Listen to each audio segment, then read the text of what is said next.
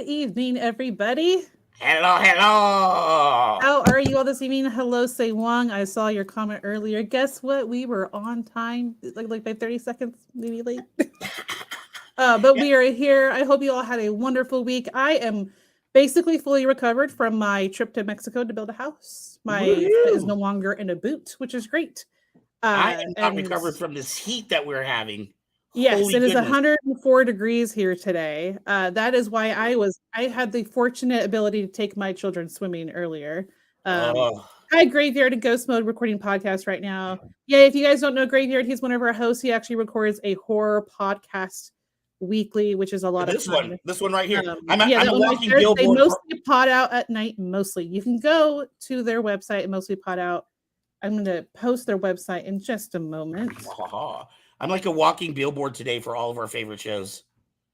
All right, it is now posted in the chat. Mixed Oreo, good evening. How are you today? I am happy to see your name there. Always happy to see our regulars. Van, did you have a good week, sir? Hi, Cam. It's been a crazy week. We were in Benicia yesterday for the Heroes and Villains event. Mm, So we got to spend yesterday in 103-degree weather. That was quite lovely. I But this is the 4th of July. We are going to be at Waterfront Comics all day long. So if that'll you be are in need of fun. a saber, if you want to join in the festivities, we've got you covered. Yes, it is 104 again tomorrow. So stay hydrated, guys. For all of you who are in the heat, make sure you keep hydrating, keep as cool as you can be, especially if you have to be outside. Now, first and foremost, what do we do? Dirty news. Okay, here is your nerdy news for this evening. Let's make us a wee bit bigger. All right, first, beat the Tatooine heat with your StarWars.com summer viewing guide. So check out in the link below. There's actually a really fun guide on kind of like revisiting Star Wars, and one of them is like the summer special where you have all the Legos here. Lego, excuse me, it's not Legos. What am I thinking? It's proper plural as Lego for those who don't know. It's Lego bricks. Hi, Bat Welcome back, Mike. How Mike. are you? So check out in the description below for your viewing guide. Some things you may have seen, some things you may have not. Next, Maria Hill. For those who haven't seen Secret Invasion, I won't give anything away, but Maria Hill has a substantial thing, substantial, that's fine, thing happened to her in the very first episode. And they kind of go over, in this article, also linked in the description below, they go over her comic book story. For those who are unable to sit and read all the comics or just kind of want a Cliff Notes version of her story, check out the article in the description below. You'll find out about Maria Hill. There's always a differentiation between, the cinematic universe of a Right. hero, villain, and all the characters versus the comic book version. So check out in the description below for those articles. And that's it for your nerdy news. Say Wong says none of us here in the chat were suffering in line at Anime Expo. I'm not sure which one Kevin went to. We'll find out in the report tonight after our interview where Kevin was this weekend. So don't forget, after our interview, we have our Kevin Comic-Con Adventures, where our producer, Kevin Hogan, who goes to conventions every week, gives us a report on the conventions he went to and what is to come. Now, next we have our other producer on the show, James Kaiser. He actually goes and finds a flow of the show for us. But before we start that, Van. Yes? I have a little bit of announcement to make. Uh-oh. We have some new merch going to be releasing this week. Ooh. That I'm surprising even you with. Oh, yeah. I was going to say, new merch. I'm excited. One is a Retro Alcove shirt. Yay! And yes, I'm very excited for that. It was designed this week with Graveyard. And the second one, okay, so for those of you who Graveyard and Forrest are both hosts on our show, they do a lot of the gaming stuff on our show and occasionally sub for me if I'm unable to be here on a Sunday evening. And we actually call them Beards in the Chair, because when we're doing like games that are difficult and they're playing like with someone, like I'm playing, like Graveyard and I do Retro Alcove a lot, right? Some old throwback games like Myst, Riven, Seventh Guest, which I know I'm very excited for the VR to come out.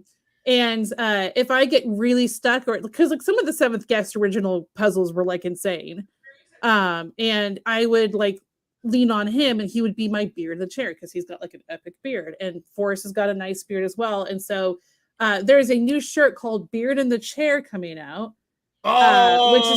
which you'll see the design soon, but it's like a split outline of their faces. One's on one side, one's on the other with their beards, nice and shiny. So those will be announced this week. Okay, so you're gonna keep me broke. I know, sorry.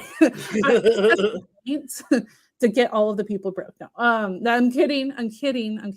All right, so moving on. James Kaiser is a producer here on the show who does Flow of the Show. Every week he goes and he finds an artist that does something mesmerizing visually, whether it be fire dancing, gloving, saber spinning, or more. He has found so many different types of artists that he's brought to us. And this evening, he brings with you Muhammad Fire, who is obviously fire gives you a clue. It is a fire dancer. So without further ado, please enjoy Muhammad Fire.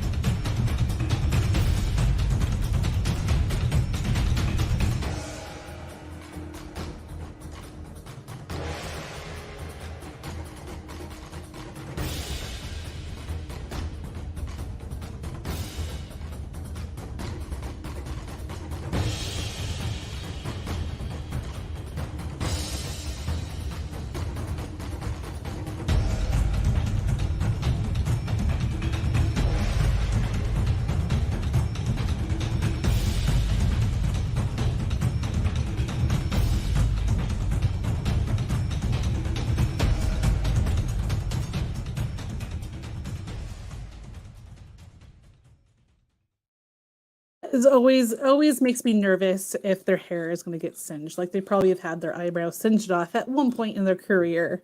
Even on that one, I was looking because I always comment about like I don't get why all fire spinners I've ever seen have always had long hair. So even on that one, it looked like I couldn't tell, but it looked like he had his hair bunned up or something like that. You no longer have long hair. It's so strange. Yeah, I haven't even seen your short hair yet, and I'm already like preparing mentally for when I do see you in person next. It was time for a change. Speaking of which, before we get into our next fun part of the show, I wanted to let people know that did not know we just hit our 5-year anniversary at Kyber Cave. Oh, the store! Yay! Yes, for those who don't know, Kyber Cave, which I'll throw the store, yes, which you'll see kybercave.com. Please visit there. You can find sabers. There's not just sabers there. There are also some things like little lightsaber earrings, chopsticks, and stuff like that. Socks. Socks. Yes, you can find more than just sabers at the kybercave.com show. And also don't forget to check kcpmerch.com for all the merch that you see, somewhere. And we are having from now until the 3rd of July. What day is today? Today's the 2nd, so through tomorrow. Okay. Through tomorrow, we have 25% off on everything on our website. If you use the code Happy Birthday Kyber Cave, 25% off, and you can get yourself a Jedi bottle opener. Jedi bottle opener. That's fun. Because that's what every great Jedi needs. It's the one that's like a saber, and it's a bottle opener. Yes, that's fun. All right, guys. Obi-Wan does not leave home without it. Yes. All right. So tonight our guest is someone that I've actually watched for several years. With my husband and I watch him and his buds play some scary games. He just hit 1 million subscribers, and I believe today is actually the 13-year anniversary of his channel starting, from what I heard on the Discord. So, guys, I'm so excited to introduce Jesse Cox. Guys, enjoy the intro.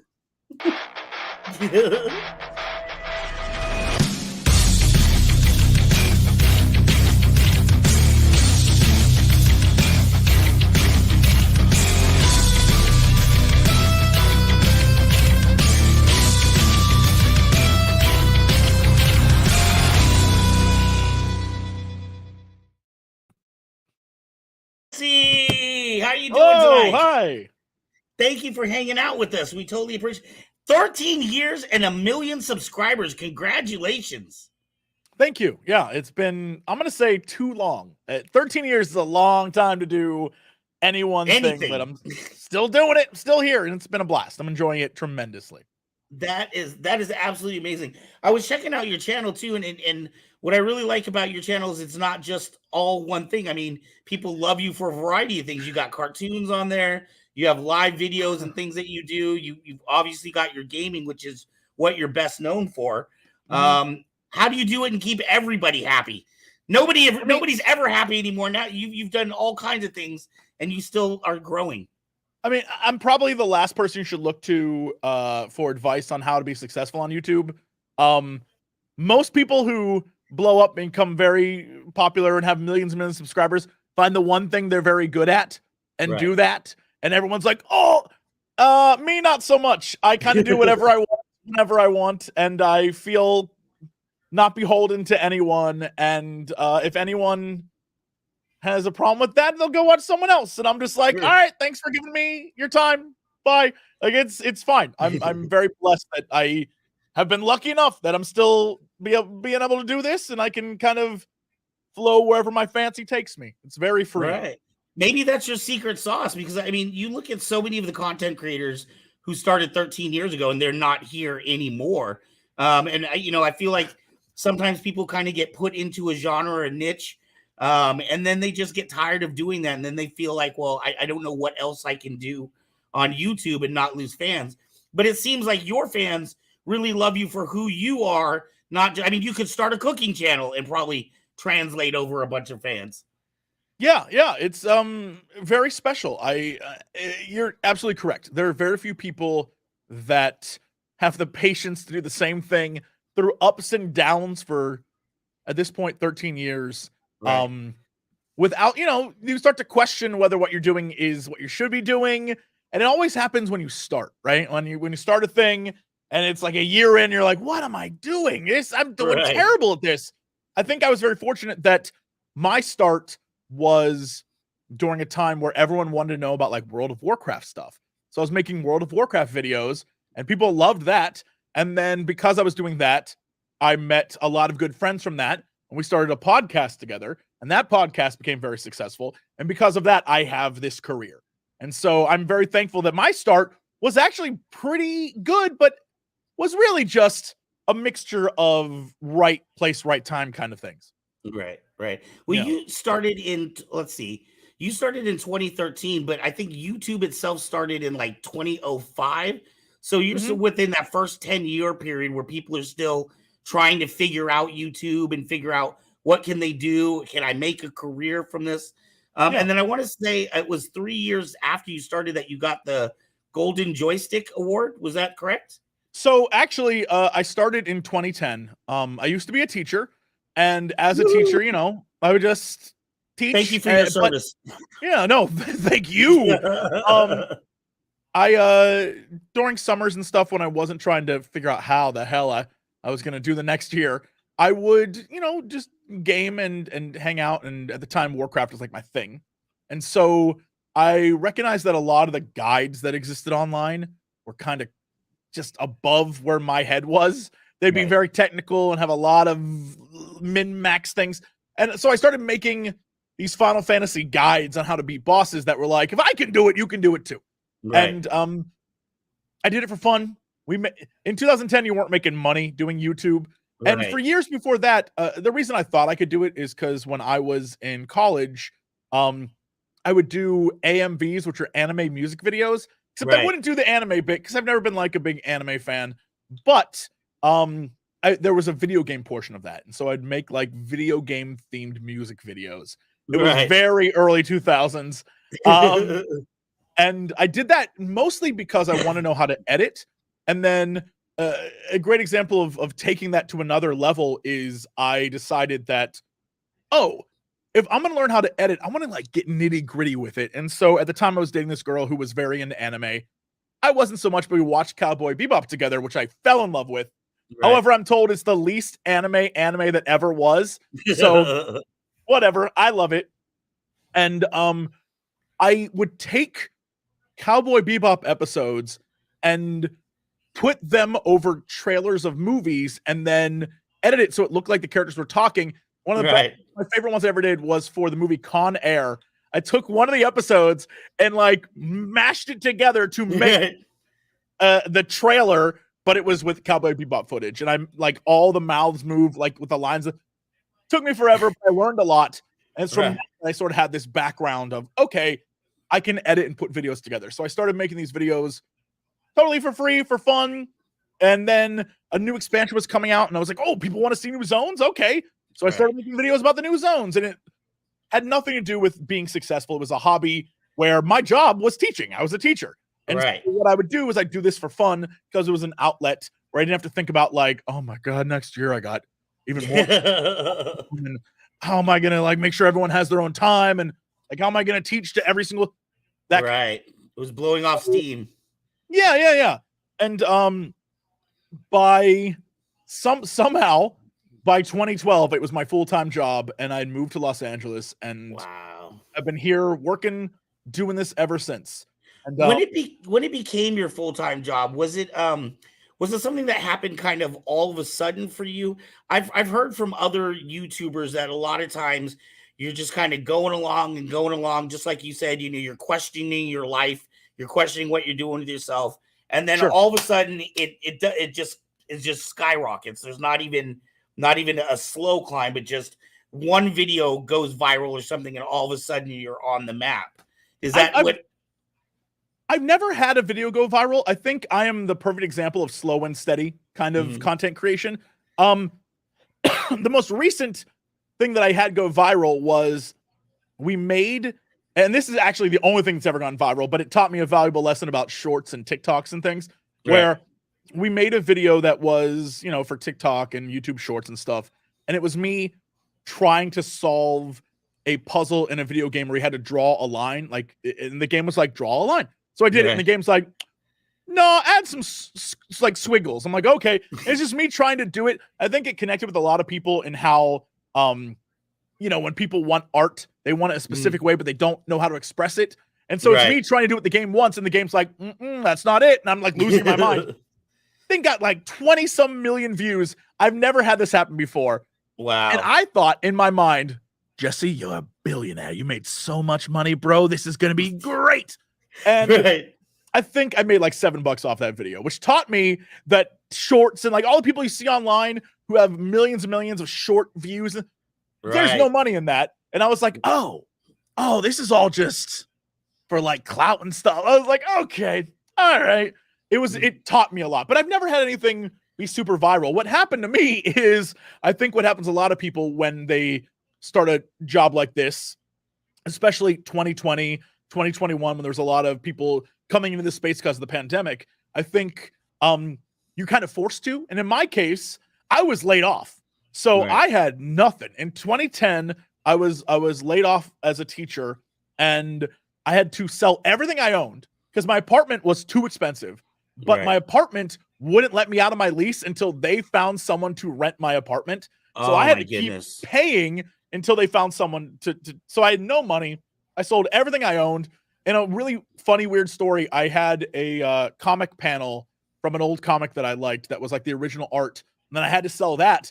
And I ended up selling it to a dude who lives very close to a friend of mine in LA. So when I moved here, I went to knocked on the door, like, you don't know me, I don't know you, but you bought a thing on eBay. And he's like, no. And he took me into his house and showed it to me.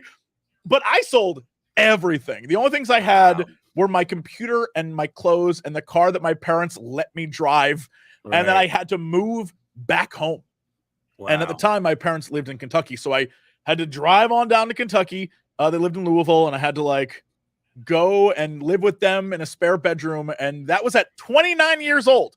So if anyone ever tells you, if you're like, I'm 30 and I'm done, nah, that's a lie. There is no expiration date on finding yourself. And so I, 29, I moved home, and I was like, I don't know what to do right now. What am I going to do? The only outlet I have is this making content for YouTube, because it keeps my mind over the fact that, oh my God, I got no job right now. And my parents were like, maybe you should substitute teach. And I think we both know that is, I would rather walk into the ocean and let the tide take me. Yeah, exactly. I was like, no. And so at the time, it was like the start of a school year. So there's no one's looking to hire in October. Right. And so I was like, all right, well, I have to wait until next summer. So I guess I'll just sit here and make videos and help around the house. And so that's what I did. And by that next summer, for some insane reason, YouTube started sending me checks. And I was, it was maybe $100, $200. Right. My mom was like, what is this? Where's this money coming from? Like, I honestly don't know how this works. And by December 2021, I was making more than I did as a teacher. Wow. Yeah. That's a lot about education. December 2011. Sorry about that. December 2011, I was making more than I was as a teacher. And my mom did one of those things where she was like, well, this may be a career you could do, but I would say if you want to move to LA and try this thing, save up enough money to have a year's worth of rent. Right. I was like, okay. And by March 2012, I had it and moved to LA. Yeah. And it blew me something away. Specifically in LA that made you feel like, I mean, because with the beauty of YouTube, you could do it from anywhere, right? Oh, absolutely. Yeah. So what was it about LA that made you feel like you had to be there? Sure. So at the time, I was part of a thing called Maker Studios, which became Polaris, which became the Game Station. It was all sorts of different things. Right. But it was the competitor to Machinima, which was a big gaming thing at the time. And they were doing a lot of shows and a lot of stuff in-house. And something about it to me was like, if you want to be in good with these people and sort of like push your brand a little bit further, you got to be there, dude. That's where everything's at. That's where all the cool stuff's happening. A lot of opportunities are happening there. And I was like, all right, let's do it. And thankfully, a lot of my good friends, one of my great friends, Brooke, did some shows with them. And she's like, you should come here. So I moved out and moved right next to where their studios were. And then within a year of me moving here, they moved their studios across town. And I was like, I'm not moving. I like where I live. I've lived in roughly the same area for the last 13 years, or last 12 years. I love it here, but it's in an area where like no one's at. So if I want to see you, I got to drive everywhere, which is pretty LA. But yeah, it just felt like the right thing to do. And let me get in on all sorts of opportunities to do various cool things that I never would have done back when I lived in Ohio or in Kentucky. Yeah, I never would have had the chance. Have you always been like an extrovert? Yeah. Oh, yeah, that's a problem. I were you a goofy class clown? Yeah.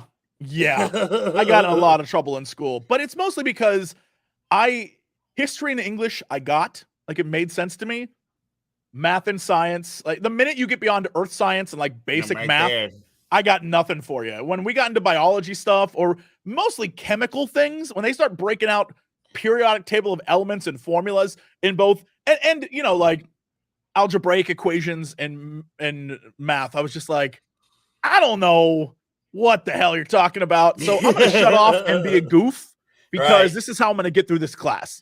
And I think as a teacher, I understood it more, which was, I felt like it was a penance of mine to go be a teacher. Because when I taught, I had a lot of students that was like, oh my God, you are me. Like, that's how I was. You're the me. Yeah, I knew. I was like, you're the me. And so, I think the only thing I would say is I'm more of an extrovert until like, if we shut this camera off, I would just be like,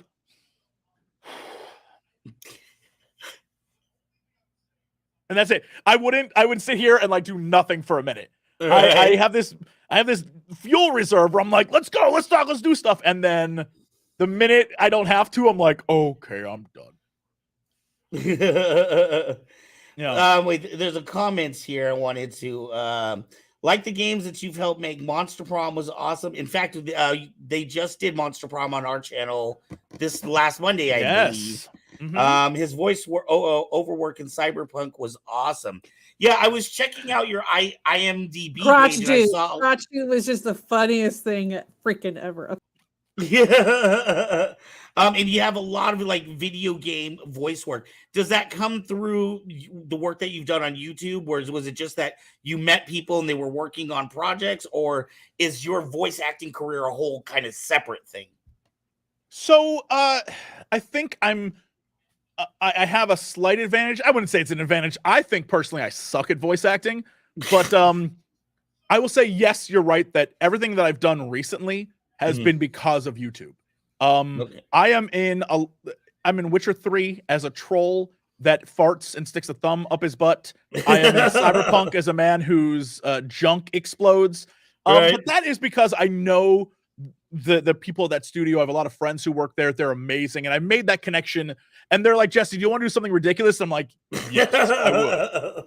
Yeah, But, now, how do you feel when someone says, "Hey, we got the perfect role for you," and it's a farting orc? That's what we see you as. Love it. So when I was in college, I used to work at a radio station and do hey, look, the radio bit. Right. But I would also audition for voice acting stuff. And again, I'm not good. I don't think I'm good at all. But I would go out and audition and stuff. One of the auditions that I had that I made it pretty far in, but lost for obvious reasons, as I'm sure you'll figure out here, is in Mass Effect 3. I was auditioning for the new role they were adding to the game. It was this new character, and it was this guy they said was like styled after Captain Kirk from the newish J.J. Abrams Star Trek movies that were out at the time. And they're like, yeah, so I watched that damn Star Trek movie like 12 times. Mannerisms, attitude, everything I had down. I was ready to go. Did this audition, they loved it. And what ended up happening in the end is I got to, I think, the final round of auditions, and then they just gave it to Freddie Prinze Jr. in the end. And I was like, oh, I mean, I get it. I understand. Like, I'm not going to beat an actual known actor. And so I was like, okay, yeah. But it was that kind of thing where I would always be like third best, not second best. Like, I was in the room, but it wasn't, And so eventually I was like, this probably isn't for me. And so I ended up double majoring in college in history and theater, which is a terrible double major. I don't know what you do with that, kids. So in the end, I ended up just becoming a teacher. And it was one of those things where I did it truthfully. And I tell my parents this, I did it to get them off my back. They're like, what are you going to do with your life? What are you going to? So I just went to become a teacher because I was like, well, I know I can do it. And I like the idea that for 45 minutes at a time, these kids are they're trapped in that classroom with me. So I'm going to put on a song and dance. I'm going to do a show, teach them about something. And that's my plan. And so that's what I did. Right. You've got me to thinking, in teaching, we're talking, that there's different teachings or different learning styles, right? There's auditory. Some people are visual learners. But then I think a lot of times in school, we forget about the kinetic learners or, people that need to move or do things. And I think that, you're a good example. You were talking about how you weren't as good at math and sciences, but not everybody has to be great at everything, right? I mean, not all of those skills. I think in schools, we could do a better job of kind of, for that class clown kind of kid, find him an activity. It sounds like he's not being engaged. So find an activity that engages him. And maybe, making video and content might be the way to go. Absolutely. I would, I tried my hardest. So when I was going for my master's degree, shout out to master's degree people out there. What a pain in the ass the whole thing was. But at the end, I still got an A. Like, it was crazy to me. I finished all my work. I spent countless hours trying to get this master's degree. And my final assessment with my thesis and everything was at a coffee shop where my professor looked it over and goes, "Yeah, all right, A." I was like, what? Okay, I guess I'm cool. And so the thing that I did for my master's degree was about how to reach those exact kids you were talking about. And one of the things I did in the classroom as a test for this experiment was like bombarding them with stuff. So when they came in the room, whatever we were doing, music would be relating to that.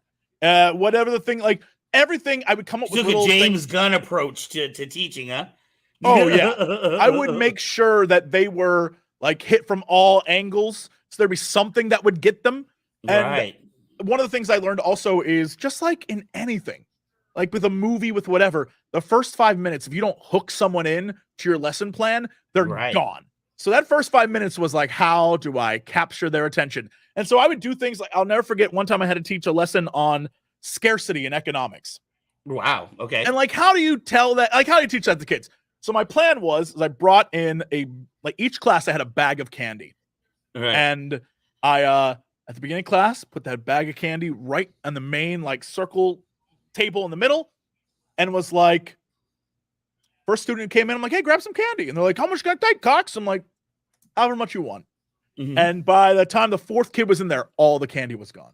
Oh, And wow. the rest of the class would roll in and they'd see there was candy, but it's gone now. And they get real pissed. And I'm like, interesting. There was only a limited amount of candy and they took it all.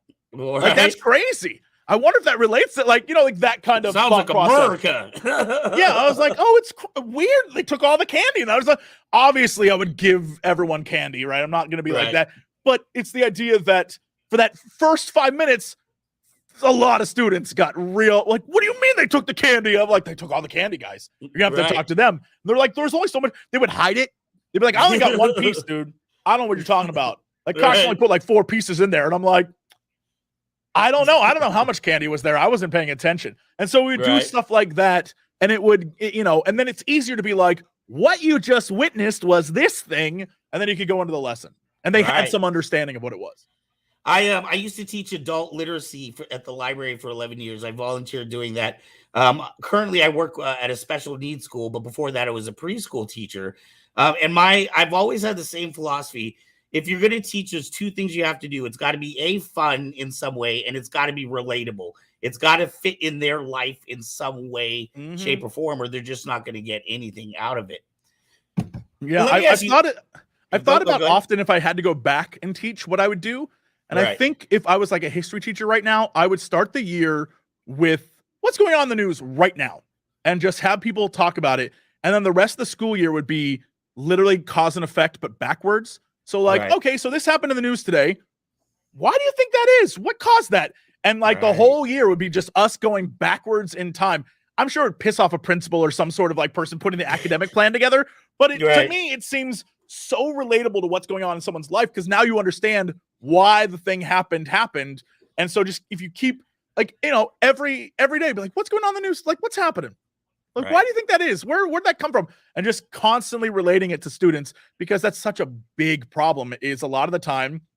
I mean, this is with me in math and science. I was like, when am I ever going to use a letter in math in my real life? Right.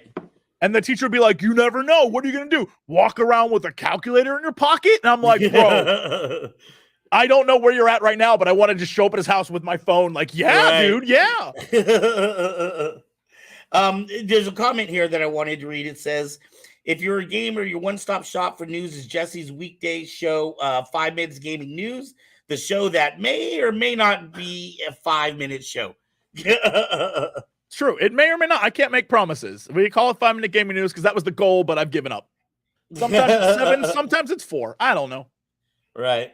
Now, I find it very interesting. I mean, you're a little bit younger than I am, but I feel like you fall in kind of the same, probably the same category. But I remember growing up, my mom, I grew up in a Vietnamese household, and my mom, she'd be like, get off those video games. You're never going to get anywhere in life playing video games, or stop playing with those toys. Stop, I feel like all the things I was told not to do as a child are how people make money nowadays. Yeah, it's interesting because I think I would say like if you were born and I'll say late 70s to maybe late-ish 80s, you're in that period where as you grew up, technology became cooler and cooler and cooler, but still kind of like considered for kids, right? The cooler technology, the like more kiddie it seemed. And so you were often told, look, you got to grow up and do this thing that adults do, which is, the most technology you would have is like a pager, right? So I think and only doctors and drug dealers had those. Yes. Yeah. And I think they didn't realize that it could be more than that because they never knew that, right? They never knew that there was the potential. Now, 10 years ago, if I were to say, oh, I work on YouTube, people would be like, so you're broke. And now if you say, oh, I work on YouTube, people are like, so you're a millionaire, right? And I think it's just as times change and things shift. Like when I started doing this, there was no hint that this would be for money. And now people are like, I want to be an influencer so I can make money, which is something that I have never, I didn't grow up thinking that. No one grew up thinking that. The young me, if I were to say to them, oh, hey, young Jesse, you are going to grow up and you're going to make money playing video games on the internet. Even young me would have been like, Are you on drugs, future man? Right. But now, do you think, okay, I find it very interesting the comment that you said, you used to say you're on YouTube and people would say, oh, so you're not making money. Now they're saying, oh, you must be a millionaire. Do you think that pendulum is swung too far? I remember specifically, I have a kid in one of my classes. He's a teenager. And I asked him, so what do you want to do in life? And his answer was that he was going to be a famous cosplayer on YouTube, but he didn't have a YouTube channel yet. He didn't really know anything about that. And I asked him, I was like, well, how do you expect to become, I mean, what work are you going to do to put in to make yourself the successful person? And he just didn't know. He just knew that he was going to be famous on YouTube.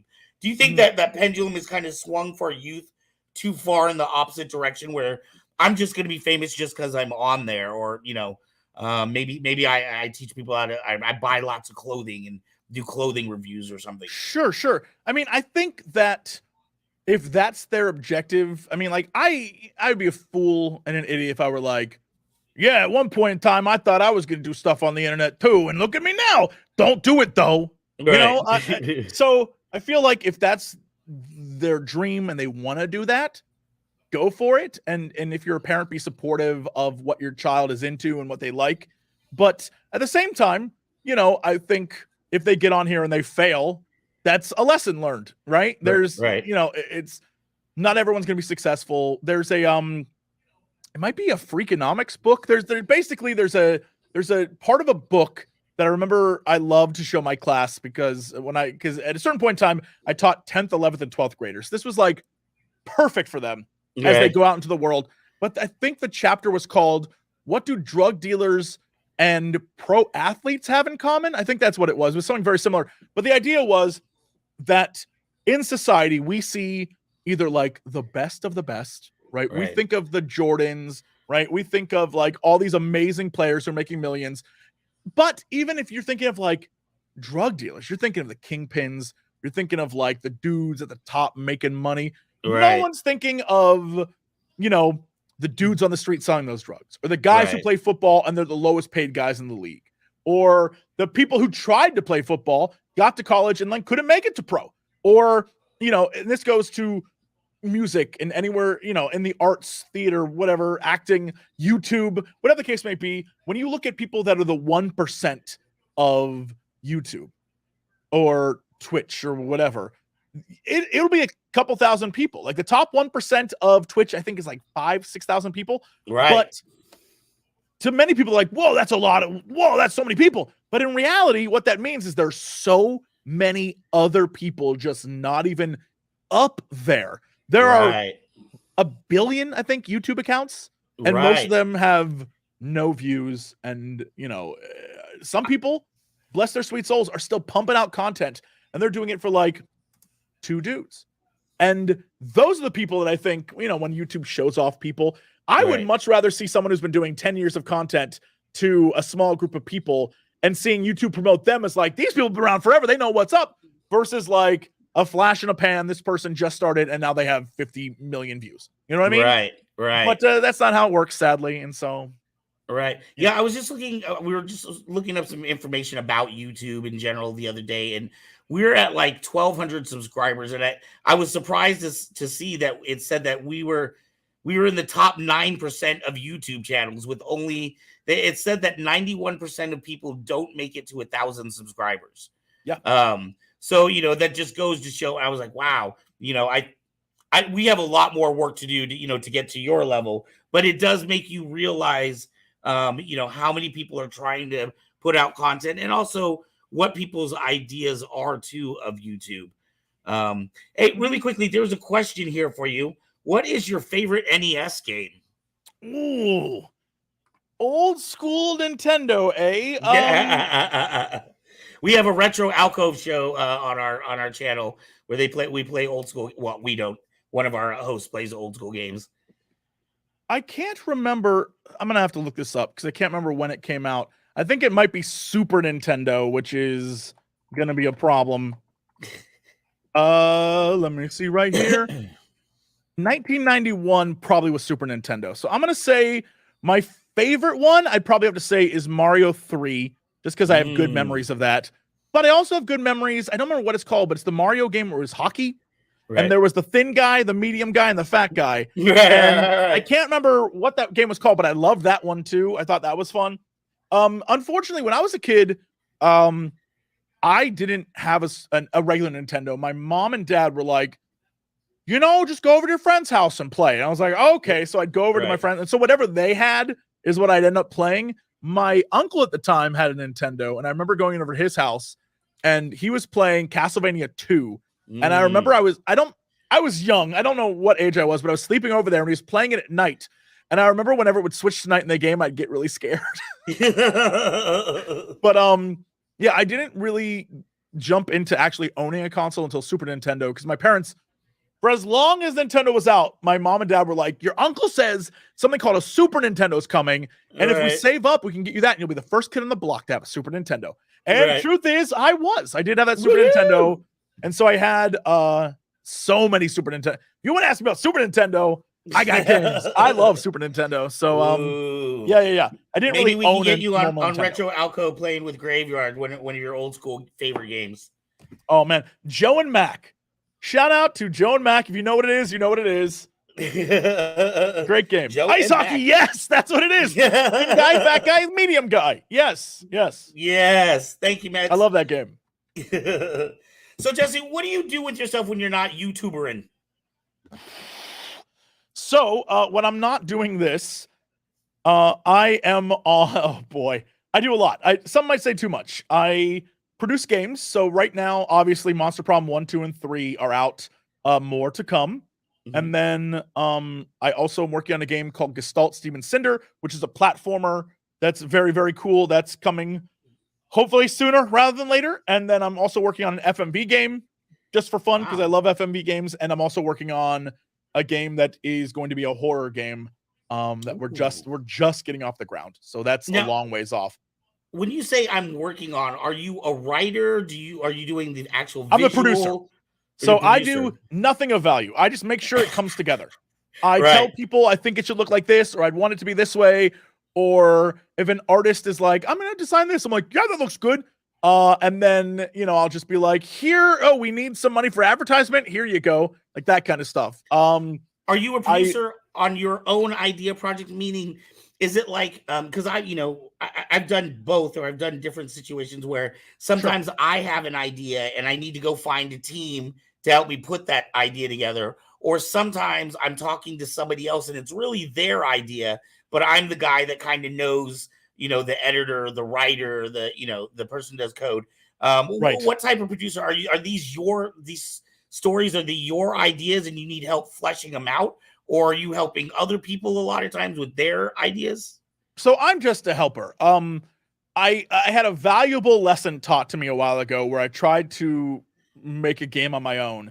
And in doing so, we learned, as we we're going through the process of making a game, we had the script written, we did all this stuff, we put in a ton of hours and work in it. And when it was done, the super alpha version was done, I was like, what's the gameplay on this? Like, we're in it, but I don't feel like we're playing a game right now. It feels weird. And I realized that we had a lot more work to do. And I was like, okay, well, we need to talk to game devs and find sort of the game loop in this and how it's played. And as I did that, as I started going through it, one of the realizations I had was I'm no millionaire. So I can't put millions of dollars down to make a game. Right.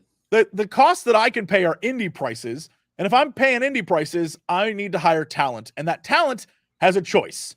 Either they can work on their indie game for their vision, or I can pay them probably not as much as they deserve to come work on my vision. Why would they want to choose me over their own thing? And I realize that's a good point. Until I'm Hollywood producer big man, I can't do that. I'm asking people to give up their time to work on my vision. They don't know what it's going to be like in the end. They don't know if it's going to come together. So what I decided is, okay, I'm going to help other people create their vision and try to stay out of their way and offer what advice or help I can, but it's their vision. And so I'm going to look for things that I like that inspire me. So for example, Monster Problem, the first game, I remember I played an early alpha version of it. It was like, oh my God, I want to help them make this game so badly. I love this. So I reached out and was like, what can I do to help this get off the ground? And they were like, well, we need this. And I was like, done. Let's do it. And I've been a part of it ever since. And same thing with these other games. Now, for example, the two that I just mentioned, the FMV game and the horror game, the FMV game is because I love playing FMV games. And one of the guys who's an actor in one of those games was like, I want to make an FMV game. And I was like, dude, I want to make one with you. Let's make it together. And so that's what we're doing. The horror game is because this guy who makes horror games that I love, he and I were talking one day about like, what if we made a game together? And then we found this girl online who does really creepy TikTok videos. And they're almost gamified at this point where she has like the cursor and stuff. And it looks like old retro games. Right. And we were like, oh my God, what if we just reach out to her and ask? And we did. And it blew up on the internet. And people were like, oh, this game's going to be amazing. Right. And so now we're working on that. We're putting that thing together. And it's that kind of thing where at first it was like, I'm reaching out to people that I think that would be cool. And now people are reaching out to me like, yo, I have this cool idea. And I'm like, that is pretty cool. All right. And that's kind of where it is. And hopefully one of these games will be the next greatest thing in the world. And then I can actually have real money to create something that is a vision of my own. But at the moment, I'm just helping people complete the visions that they have. Because in the world of gaming, there's two options. Either you have a ton of money and you get it done in like 2 years, or you have no money and it takes you 7 years to make the game. And then it's your entire life. And sure, at the end of that 7 years, you could have, an Undertale, for example, and be the biggest game in the world, or Five Nights at Freddy's or whatever. Or it could be 7 years of your life and no one plays it. Right. It seems like such a scary, to put so much work and effort into something, years of your life of blood, sweat, and tears for something. And then, it could be the best game in the world, but if you don't know how to market it and get it out there to people, get it in people's faces, it's just going to sit and rot. Yeah, and that's what I try to offer, is saying when it's time to release this game, I'm going to leverage the fact that I've been doing this for 13 years and I have enough contacts and influence online that I can say, hey, this is a project I'm working on. I'm really passionate about this. I'd love it if you would check it out. Right. And that's kind of what I'm offering and bringing to the table. And sometimes people are like, cool. And other times people are like, yeah, but we need millions of dollars. It's like, bro, I'm not that guy. Right. I don't know what to tell you. I have a team. I run payroll, but like, I'm still just Jesse. I got, I'm still paying rent. I don't have a house. Like, what do you want from me? Right. Do you feel, okay, now, in your head, when I had asked you, what do you do when you're not YouTubering? It seems to me that even video games, you mean more work? Right. It seems like more work, but do you do things that are just like, I went fishing last Friday, or I went to the park to feed ducks? Do you ever get that? And I only ask that because horribly, my mind is always like, what's the next project I can do? I don't feel accomplished if I'm just sitting at home watching TV. I always feel like I need to be working on another project or another thing. Are you that type of person as well? Or absolutely. Do you actually get content? I love what I do. And so I think for a lot of people, it's hard to understand when I'm like, oh, I'm working. They think like, oh, bro, that must suck. Like, no, my work is I'm on 3 podcasts with my friends that I love. Right. One is, like Marvel related. One is like weird paranormal stuff related. And one's just me spending an hour talking with a friend. Right. And I get to do those and have fun doing that. And then I do YouTube stuff, or I stream, and I will, work on these games. And I love being busy. I love doing things and being creatively fulfilled. It's part of my DNA. It's what I like to do. If I am taking time off, I like to travel. I like to even just get in the car and go to a place. I like to experience new things. I don't know when it happened, but it happened sometime in the last 10 years where I was like, and honestly, it might be because when you work in this industry, especially in games, and like your name gets out there, companies send you stuff all the time. Right. And at a certain point, I was like, I have so much stuff and I don't use it. I don't need it. It's just, I have all this stuff.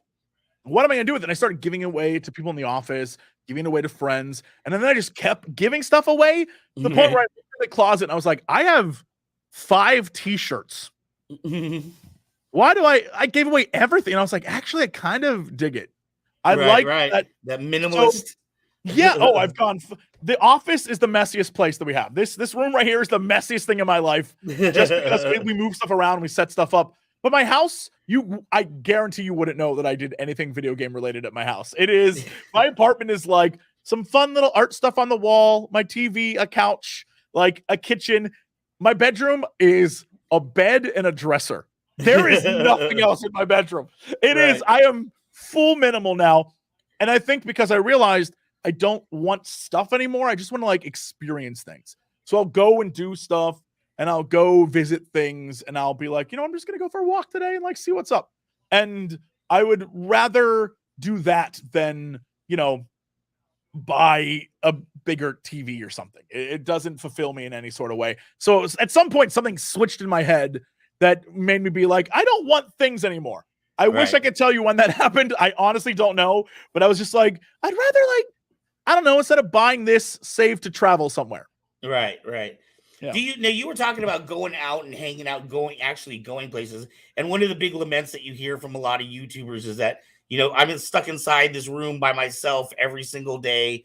Even though they may have an audience of 1 million people, they still feel very alone and very, very isolated.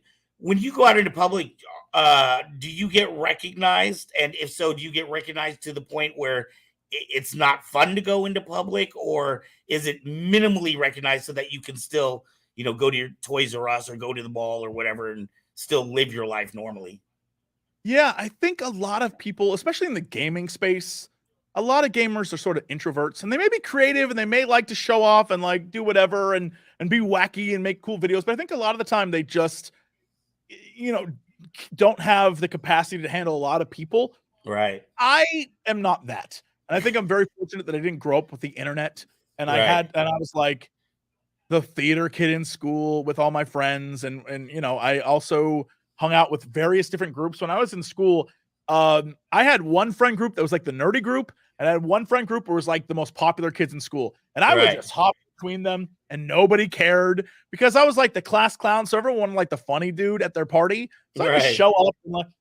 And so I think I benefited from all that, where I can sort of like fit in, get in where I fit in wherever I go. And so I never really have an issue of just like, oh, I feel so lonely. Even if I'm alone, because I was also a single child.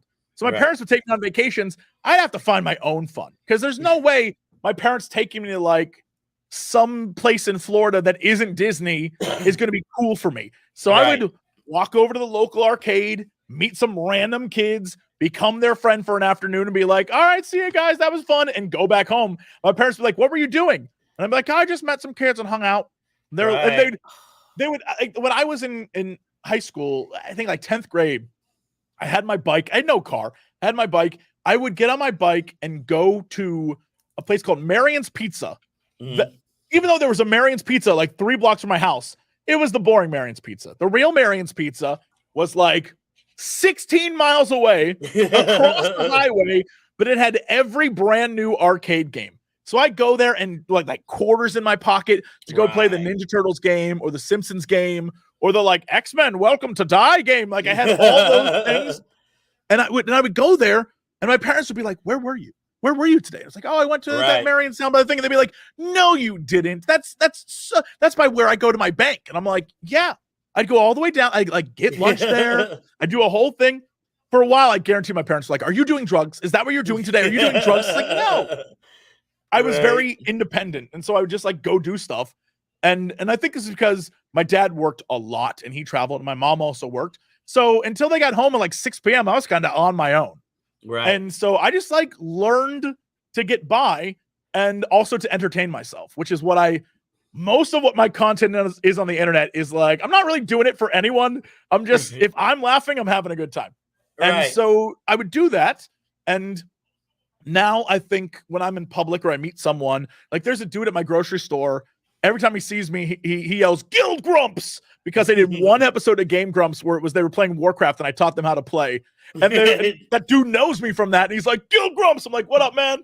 Like I get recognized all the time, not in any significant way that would like hamper my day. So I don't know, when you think of like 50 million subscribers to those people, I imagine their life is very different from mine.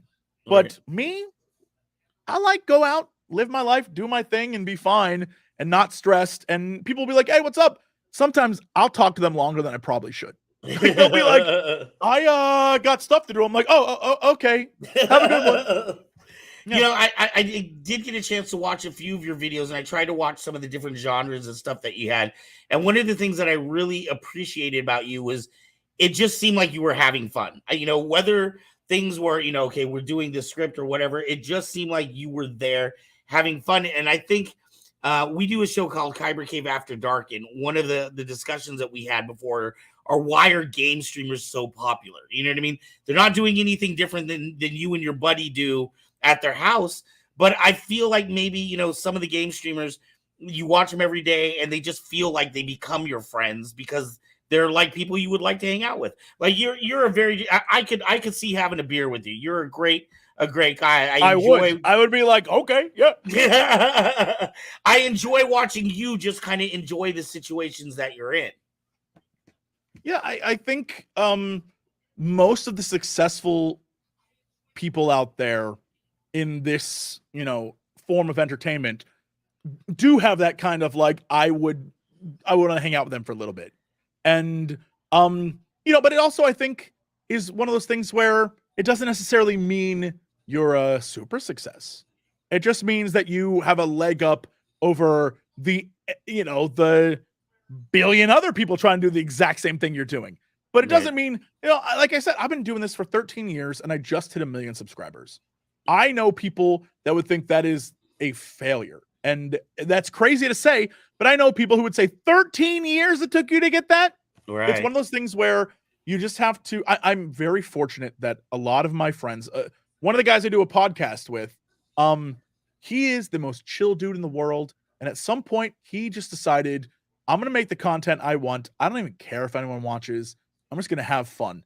And he is like living his married life in a house he bought. And he like lives, in the Chicago area, but like not in Chicago. And he's like living his life and having a good time. And he's just so chill about it where he isn't chasing this. I don't know. Like a lot of the time when I talk to YouTubers or streamers or whoever, it always feels like, and I think this might be the case for a lot of people in entertainment, there's kind of like a hole right here and they're trying to fill it with something.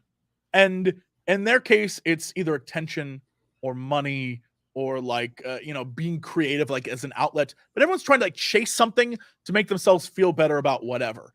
And a lot of the time what ends up happening is you're after views or like money or whatever you're chasing, and you get to a goal, but someone else who you look up to or see is already doing better than you. Now you're like, well, I'm not as good as them. I got to try harder. I got to work more. I got to do this thing.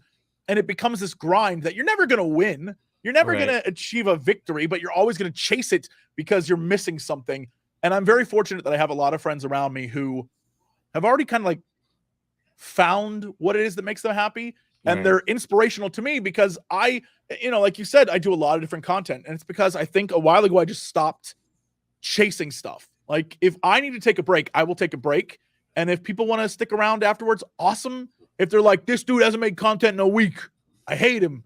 Like, I understand, but I'm gonna do what is gonna be good for me because I, like you, I'm a person and I need to recharge and I need to feel good about what I'm doing. And I don't want to burn out because you see so many people just the content is just them crying on camera about how overwhelmed they are. And it's like, maybe don't get there. Like maybe there you can, like, instead of making the video where you're freaking out about how overworked you are, don't make that video and like take a break, take a day off. Like, it's okay. Yeah. Right. You've accomplished, a lot of great things. Are there things that you still want to do that you haven't had a chance at, like maybe write a novel or, start a rock band or something like that? And if so, are those things that you would kind of just tie into what you're already doing, or would you leave them as whole separate, having their own space to breathe? I don't know. I mean, if I could make, like, one of the things I really want to do is just tell a really great story. And I don't know if that's going to be in the form of a book or a game or whatever, but I have this idea that I think is brilliant. And it can be anything. It could be a movie, it could be whatever, but it's just the story that I think is important. It's the one that I want to tell. And Right. yeah, whatever form that took, if I could, I would immediately. But it's also one of those things that I think is like, okay, I'd have to stop everything else I'm doing to get that done. Wow. And so I think when I get to a place where I'm satisfied and happy with everything I'm doing, that's when I would approach that. But it's also something that I know it exists in my head, and I think it's a good story. And yeah, I'd love to share it, but I'm happy with it just existing. And so, like, if it doesn't get out there, all right, like, it's fine. I know Right. what I'm doing right now. I enjoy enough that I'm not in any hurry to be like, this is the greatest work I'll ever do, and I'm done. Goodbye, everyone. Like, like, all right, I'm having fun. I'm satisfied with just entertaining. I like making people laugh and smile, and that's good enough for me. So yeah, Man, I'm all right. I really love your attitude. I love talking to you because so many people I talk to or meet, and not just about YouTube, but just in life in general, they're so in the grind that they seem like they're not in the moment. You know what I mean? They're always living their life for tomorrow, trying to figure out how do I get to this next place. Yeah. That they don't really take time to stop and smell the roses. But it seems like you've really found a way to just enjoy being who you are, but still be able to make a lifestyle to where you don't have to go back to teaching or being a substitute. It seems like you're in a really good place mentally, a lot more so than I've met from other entertainment people. Let's say that. Yeah, like I said, I'm fortunate that I have a lot of great examples of friends around me who are in that place, who, I don't really know what's going on with their life. You know what I mean? Like, you don't really Right. know, but what they're broadcasting to the world is they kind of got it figured out for themselves. They may not have Right. life figured out, but they're in a place where they can take the time to do things for themselves and look after themselves. And, I'm obviously not perfect. If I was, I would be in the gym a lot more.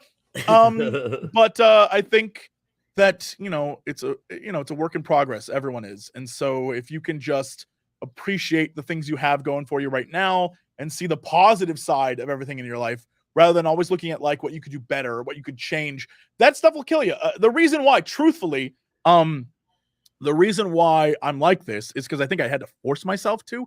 In 2017, I was working on a show for YouTube Red. It was myself and a very good friend of mine. We were working with Dan Harmon, who did Community and Rick and Morty. We did this show, and it was also with the Game Grumps. And so I had that going on.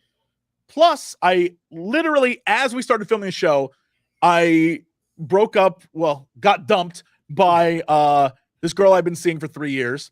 Mhm. And then I also was running a YouTube channel, doing all this podcast, doing all the things. We were doing the first Monster Prom, doing all the things I just talked about, plus this other show, plus dealing with like emotions and stuff. And so during that time, I went to get my eyes checked and get new glasses. And while I was there, the doctor was like, something's wrong with your eyes. I don't know. Like, there's something in them. I don't know what's going on here. You might need to see a specialist. I was like, okay. So I went to a specialist. And the specialist was like, yeah, there's something in them. Like, it's like some kind of liquid. And I've never seen this before. I'm like, Oh, wow. okay. That's not something So you then want to hear. Yeah. So I was like, what do I need to do? And the doctor's like, we probably need to get you in for an MRI, get a brain scan, see what's going on. I was like, what does that mean? He's like, well, it's either nothing or you have a brain tumor. And I was like, Ooh. what? Wow. So I went to the MRI machine the next day, did that whole thing, left, and they're like, all right, we'll contact you in a week. So I had a week of being like, Do I have is a this tumor? it? Yeah, like, is this it for me? But I also, because I think I don't know what happened to me mentally, but in my life, I'm like, well, that's it. It's it. I guess I gotta just go about my day. Like, I don't know where I am, but it's like a weird thing to just be like, well, if I'm dead, I'm dead. All right. Right. What So are you I just supposed like to do? went about my work. Yeah. Got a call and the doctor was like, okay, well, good news. I want you to come in still, but good news. Not a brain tumor. You're doing all right. I was like, okay. Right. Going to the doctor and he's like, have you been stressed lately? And I was like, yes. He's like, Mhm. okay, so you are like real tense. We can just tell by the way you're sitting right now, the way you're doing stuff. And he's like, my man, you need to relax. I'm like, what do you mean? What's going on? He's like, so what's going on in your eyeballs is you're so like tensed up from all this stress in your life that your spinal fluid in your spinal cord is like pushing up and like leak. Yeah. And he's like, you literally could kill yourself this way. I didn't even know that was a thing. Neither did I, dude. Neither did I. I don't know the technicality of any of it, but he was like, literally, you're just like killing yourself with stress. Wow. You need to relax the hell out. And so I had to force myself to do that. Right. And it changes your perspective. It's one of those fake it till you make it kind of things where I'm sure 2016 Jesse would be a different person than who you're talking to now. Right. But I was just like, okay. And so I had to change the way I thought about things. I had to let stuff go a lot more, like do that realization that some things in life you can fix and some things you can control and some things you can't. And the things you can't control, what are you going to do? Nothing. And so that kind of stuff is one of those things I had to do. And I just had to change my perspective. And that was also around the time where, you know, I was pushing really hard. Like, I'm going to hit 1 million subs on YouTube. I'm going to do this stuff. I'm going to do these things. And I just stopped. And it 100% killed any momentum of my channel. And I took a month off. Like when I heard this news, I took a month off and just traveled. That's how you kill a channel real quick, right? Like, but I had to do it because I value all this a lot more than I do the perception of fame and you know, that kind of stuff. Right. And so I just took time for me and it changed my perspective on stuff. And I was like, yeah, no, I need to fix myself because this isn't right. And I think a lot of people are still in that or difficult to make that mental shift. Because I know even with myself, you know, like, you know, you get going. And I remember at one point when I was a college student, had a job at the mall. I was a tutor. I had a job under the table, and I was a parent of a 4-year-old. So it became to where, you know, for 3 or 4 years, living on high stress mode was just normal. Like I didn't have a choice but to be in that high stress mode. So when it was time to come down, I didn't know what to do with myself. Was it difficult for you to make that transition? I mean, yes, but I think because I forced myself to take time off, I literally was like, I'm going to go and just travel. And so I would end up in cities where, because I didn't have a car, I didn't drive. So I would end up in cities where like, what am I going to do today? I got nothing. So I guess I'll go walk around the city. And I would just like go for a walk, sit in a park. Like I forced myself to be in a place where I didn't have internet stuff. I couldn't make a vlog. I was like, all right, this is me now. And I had to do that in order to make sure that, I put myself in that place. It's one of those things where, most people aren't going to change unless they want to change. And a lot of that want to change is because they have to. And when someone tells you the stress is going to kill you, I was like, yo, I enjoy living a little too much to let that happen. So I was like, yeah, I mean, if this means that I'm not going to be the next big YouTube thing, which is why going back to what you were saying, I always thought it was really funny that I got up and coming YouTuber 6 years after I started YouTube because I was like, I can't do this anymore. I've already been here. Yeah. Right.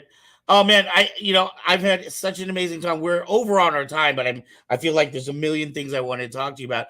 I'm hoping, maybe in another few months we can get back together again and find out how you're doing.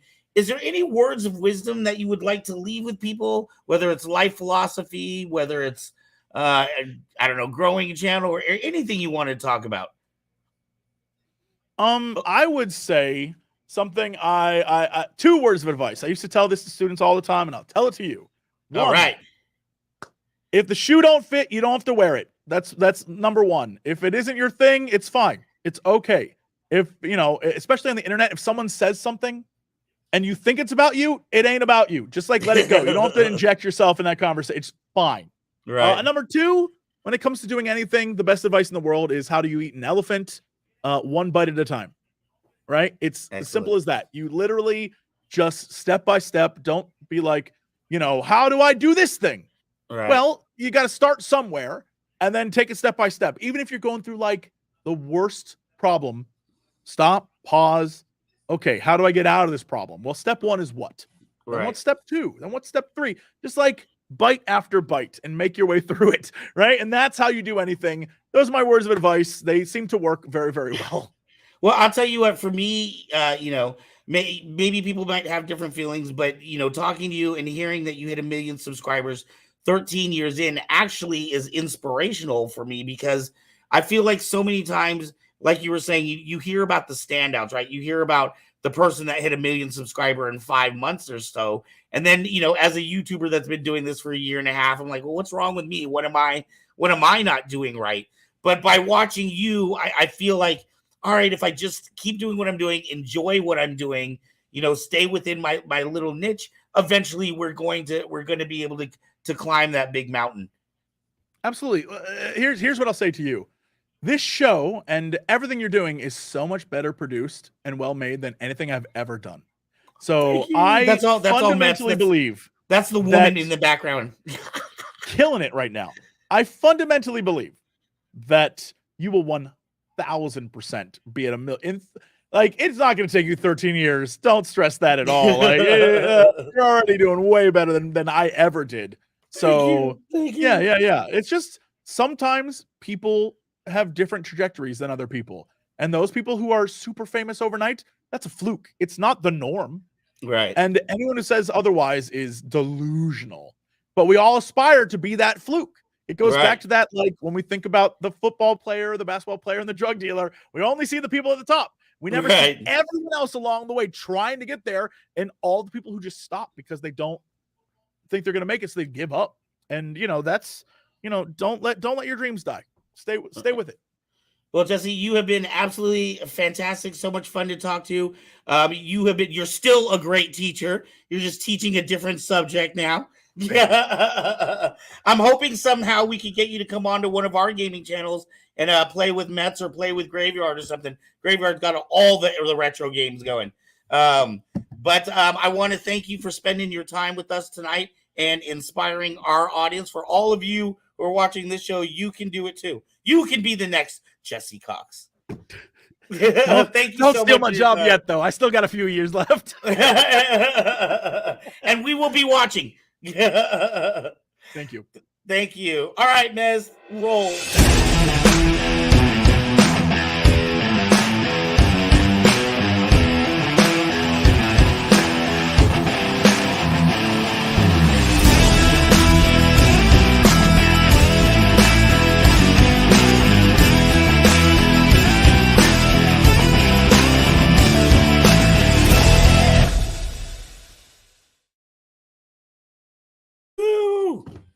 You know what it is? It's his fabulous beard. That's what did it for him. Your mic is off. Mez, your mic is off. Hello. Hello. I am like Jesse said, damn right, it's about his beard. I can't grow one, and I'm like jealous about everyone's beard. You that beard that you put on for one of the episodes. Yeah, so Jesse's still down below. He can hear this, but for those who don't know, you had the beard in the chair of people who were like you got forced in Graveyard. And one episode we were doing a game called Payne's Creek Killings, and which is a nice, chill-paced, like detective mystery kind of game. And I pretended to go use the restroom and came back with a big beard on. And I'm telling you, we need to get that in our merch store. We need to get hats. Oh, that would be funny. And so my co-host, she only has one monitor, and she was the one playing the game. And so I'm sitting here like snickering, and she's like, "What?" And I was like, "You need to come look at me right now," and just lost it. So that beard unfortunately did not survive beyond that prank kind of thing. So thank you, Jesse, for coming on our show. The end advice you had there was just absolutely amazing, and the compliment that was we're not worthy. We're not worthy. So thank you so much for coming on our show. I very much appreciate it. And thank you, Meto, for that wonderful find, because like you're saying, usually I'm the one that scouts out the talent, but you were the one that brought Jesse on, and that was a fantastic fun interview. I was so excited that he actually had replied and stuff, because sometimes, especially when you know it's just their business. They get a lot of emails, and sometimes your email gets lost in the mix. Right. He actually just left now because he is. I linked it in the chat, and I will post it maybe on our Facebook. He actually has like 5 or 6 channels that he is on, and on Sunday evenings, he actually kind of moved his schedule a little bit for us. He actually records a podcast called Cox and Crendor, and Crendor is on his 5-minute gaming news for his 1 minute. He gets a 1-minute segment once a week. I think it's on Fridays. But he gets to talk whatever he wants for a minute. And so, yeah, because he was on last Friday when he congratulated Jesse on his 1 million. So anyway, I'm so glad. Graveyard, if one guy will respond to me on here. Dave, I emailed him again to try to get him on here. All right. Cam made a comment here. I want to remind people. It says, "Remember the Silver Age comic is this Saturday, July 8th in Reno. Kyber Cave will be there. Distance Nerding will be in there in the house. We may not be together, but we will all be there as a lovely split up family. I'm gonna have to go to one of these with you. I know, dude. I've got a truck now. I can transport. I know, that's crazy. I need to see your new car eventually. All right. All right, guys. So thank you again, Jesse, for coming on our show. We are having so much fun chatting with him, which is why we're over. So I'm going to keep moving on. All right, guys. Yes. You know Kevin Hogan. He is our producer who does Comic-Con adventures every week. He goes to conventions every week and gives us a report. It doesn't matter what the temperature is. Doesn't matter what the temperature is. He gives us a report on the conventions he went to, and he'll also give you a little update about ones that are up and coming. So without further ado, please enjoy Kevin Hogan. Hello, this is Kevin Hogan from Northern California with another episode of California Comic-Con Adventures. On the weekend of Sunday, June 25th, 2023 was San Francisco's Pride Parade 2023. That's where thousands of people come to the San Francisco Bay Area there and participate in the diversity of the Pride Festival there. And we saw dozens and dozens of fursuiters there and furries in their fun, colorful mascot costumes there. They even made it onto the news there in their float going down the parade there. San Francisco has many fun parades throughout the season there, like the Cherry Blossom Festival and many others there, so it's a great chance for cosplayers to come together and have a great time. On the weekend of June 25th, 2023, our friends over at Ohana Comic-Con visited the city of Vacaville. Ohana Comic-Con, as you know, travels to a different city every weekend up and down the state of California, traveling to different economical places like Moose and Elks Lodges, where there's usually free parking, and it's a great chance to meet local artists, and you get to hang out with friends at their afternoon cosplay contest, usually around 2:30, and get to see cool costumes. And it's a great chance to meet local friends there, and you can save yourself $1 by printing off the coupon online there. So whenever they come to a town near you, definitely recommend checking them out there. So you get to walk around the vendor hall there, see some fun friends there, get to see some cool costumes, and have a great time. On the evening of Saturday, June 24th, 2023, was the Cupertino Homestead Bowl, hosting the monthly South Bay Furry Group's monthly bowling event there. Cosplay gatherings are a fun idea when there aren't many Comic-Cons going on. That way local friends can get together and have some fun activities together. Also on the weekend of June 24th to the 25th was the Weekend Blender's first ever event up in Citrus Heights of Northern California. The Weekend Blender by Diehard & Sons is a free Comic-Con that's in local malls up and down the state of California. They've hosted events in Fresno of Central California, also in Tracy, and this is their first ever event up in Citrus Heights. These are weekend events there. They're free events in the mall there, so they're great to come out to. So you get the free parking at the mall there. You still get to walk around the shops there, because like the Comic-Con vendors will just be in the central aisle of the mall there. So it's a really fun thing to come to when they can visit a town near you there. And you still get to see celebrities there. For example, we got to see Nick Palma. He was Michelangelo Turtle from Teenage Mutant Ninja Turtles #2 movie Secret of the Ooze there, signing autographs and taking pictures. And they still have cosplay contests and normal stuff there going around there. So it was fun to get to hang out there. I was walking around as Dr. Octopus along with all the other Spider-Mans from all the Spider-Verse there, hanging around there. So it was a really great time there. And for everyone looking forward to upcoming events, on the weekend of Saturday, July the 8th, 2023, from 11 to 5 is going to be the NorCal Cosplay Gathering and YumiCon Summer Gathering 2023. That's going to be on China Beach at 428 Seacliff Avenue in San Francisco. Also coming up on the weekend of July the 9th from 11 to 4 is Ohana Comic-Con, going to be visiting the town of Merced in Central California. Also on the weekend of July the 8th through the 9th, it's going to be Stockton Con Summer Edition. That's 2023. That's going to be at the Stockton Con Arena. And for those of you just across the border in Reno, Nevada, that's going to be the Silver Age Comic Con. That's going to be on July the 8th at the Reno Sparks Convention Center. Well, thanks for watching. Hope you enjoy the picks, and we'll see you out there at the next Comic Con.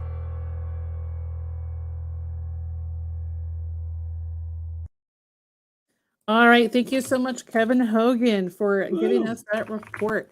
So, yeah, Vacaville has been so hot. It is just crazy how hot it is.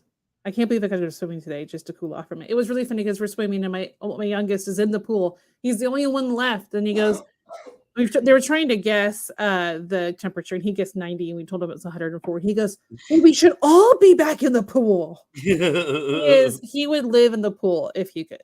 He was a frog. All right, so thank you, Kevin Hogan, for your report on the conventions you went to this week. Guys, don't forget we have new merch coming up this week. Our Retro Alcove shirt and Beard in the Chair shirt coming up. I might even like throw a mug in there or something of one of those, because those are a lot of fun. I really enjoy a Mets mug. Oh, a Mets mug? No. I don't want anything centered on me. That's one of our shows, though. How can we not like have merch for our shows? I guess that's true too. Too hot to swim. Even the pool is warm here. Yeah, mixed. It's very. Oh gosh, I do want to remind people. First off, don't forget that we have a Patreon for as little as $1 a month. You can help this channel grow. We just recently had one of our shows, Kyber Cave After Dark. Our Friday show is on a semi-permanent hiatus. We are going to revamp that and bring that back at another time. In a slightly different format, possibly. This Tuesday, Hearts of Kyber may or may not be on. If we are on, it's going to be more of a fun show and less of a typical show that we do, only because that's 4th of July. I know I'm not going to be there, but John and Aubrey, I'm not sure if they are going to be doing Hearts of Kyber this Tuesday. And when and in lieu of Friday nights after dark being on hiatus, I am doing uploads currently for that. So I just started a game called Curious Cases. I actually have finished the game, so I have 2 more episodes to edit. But those it's like a escape room type of game that I didn't remember purchasing, and I was like, I'm going to try this. It's a detective game, and I was like, oh, it's an escape room. Okay. And I haven't. Oh, go ahead. I have several escape room games that are actually multiplayer. Like, so if someone else has the game too, they can join you. Oh wow! Okay. Anyway, and so I've got that going. The next one's going to be a scary game, finishing out Visage for uploads. And who knows? I might even upload more than once a week. I have a new show that I've started talking to other producers. I have somebody in Egypt and somebody in New Zealand to start off with, but I have a new semi-regular show that I want to do, just talking to different people about nerdery in their countries and comparing it to nerdery here in the United States. Haven't figured out a name for that show, but just an opportunity for me to talk to people from other countries. Like, I did not know they don't cosplay in Egypt. Like, that blew my mind. I mean, I guess it's a little hot, but it has to do with mostly like religious and other things. I'm not like, honestly, like, I didn't know that, but I'm also not necessarily surprised by that. Retro Alcove is uploading, and that comes out tomorrow night, guys. Don't forget to check out Retro Alcove. You can find out the information about all of our shows in the description below. After Dark is on there, but that one's on hiatus, and so just look for uploads. And I had something I was going to say that was important or something. Oh, I can't remember what it was. All right, guys. Subscribe. Yes. Okay, so I remember it is now. Before you say how far we are away from the next Saber giveaway, I knew what you were going to do.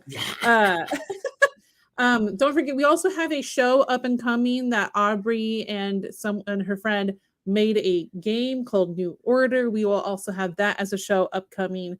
Hopefully that will be coming very soon. All right, so go ahead and do your thing. We are 35 people away from giving away this bad boy. Ooh. That thing's gigantic. It's got a lot going on. It has a lot going on. Yes, we were sent this in, and we've kind of sent our ideas back to the manufacturer about some changes that we'd like made. But this is the first prototype that came to us, and this will be going home to somebody in 35 more subscribers. Woohoo! All right, guys. Well, thank you so much for joining us this week. Again, don't forget to check out the rest of the shows we have during the week. Retro Alcove is the next one that is an upload. It released tomorrow evening at 5:15 p.m. Pacific. And without further ado, please enjoy our Talk of the Town, and we will see you soon. Bye. Bye.